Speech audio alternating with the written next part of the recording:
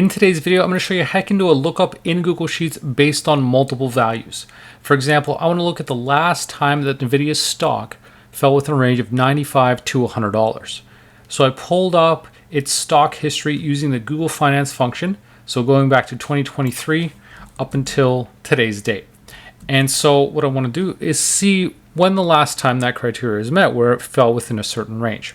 So I'm going to set up the max value and the min value that I want to set for my range. So 100 being the max, 95 being the min. So I can't just do a normal VLOOKUP function because I'm not looking for an exact match. I'm looking for if it falls within this range. So it's a little bit trickier.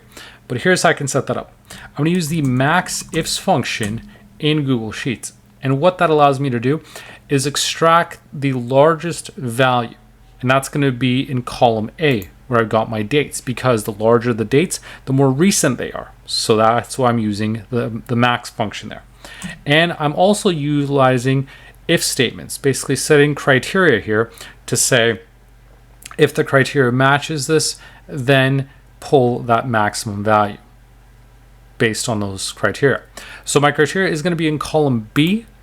So that's my criteria range. And from actual criteria, what I'm going to use is in quotes, I'm going to use greater than, close quotes, and then use ampersand to link it to this minimum value 95. So my first criteria is if it's more than $95. I'm going to set up a second criteria that's going to look at whether it's less than $100. So I'm selecting the same range again, comma, and then in quotes, use the less than operator, close quotes, use the ampersand, link it to that $100.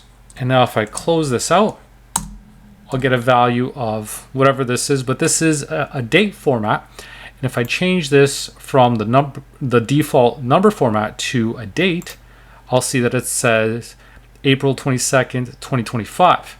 So it's formatted day, month, year, but basically we're looking at April 22nd, 2025. So if I go down here to April 22nd, there we go. So $98. So between 95 and 100. So that's the last time it met that criteria. So that's how this function works. It's basically looking at when the criteria is met and then extracting the largest value.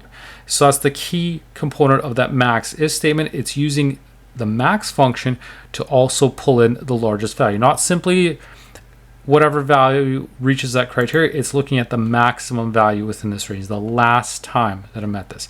Let's say I want to look at the last time the stock was, let's say, between $20 and $30. So 30 being the max, 20 being the min.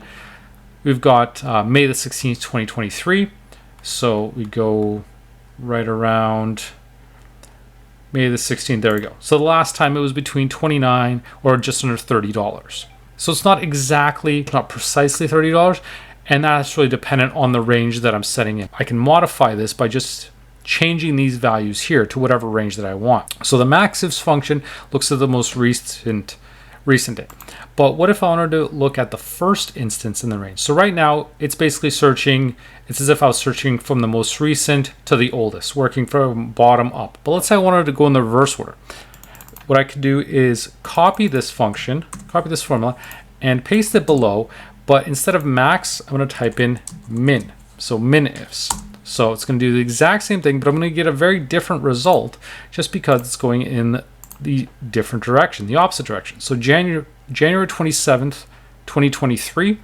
So if I look at that, we're right around here. So $20.36. So that's the first time it fell within the range of $20 to $30. So the minifs is looking at the first time that it fell within that range, whereas the maxifs is doing the opposite. It's looking at the most recent time that it fell within that range. So it's a really powerful, underrated functions that you can use for lookups, because not only are they going to be looking at potentially multiple criteria, but based on that criteria, they can also then pull the largest or most recent value or the first value, depending on which range you want to look at.